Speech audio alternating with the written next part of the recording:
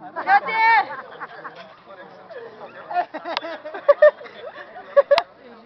皮vero.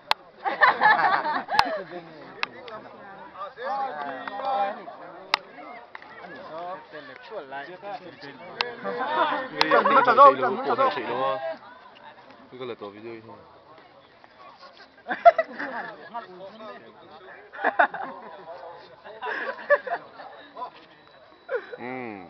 Red so, red so là, sai rồi, luôn luôn nhé.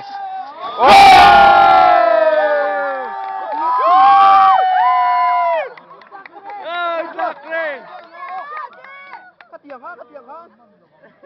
Chặt chuột cho cái tiếng ha này mày, đá đi hệ ha. Cái sợi ăn chia đi. Đi chặt chuột vương mấy hướng.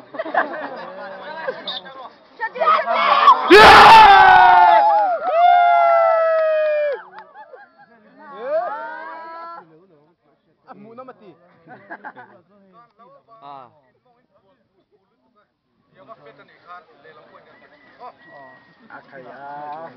Bơi lâu. Chẳng rồi.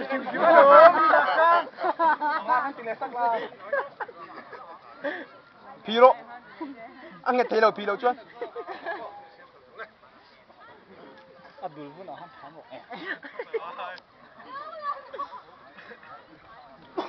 Chân ổn rồi. Abdul pun nak ham một. Tiền quên rồi. Đây mà té đâu chuẩn xuyệt. Cái là tiền rồi, trong rồi. Chú là có ao luôn mà này. Mặc lâu, mặc cả túm lâu.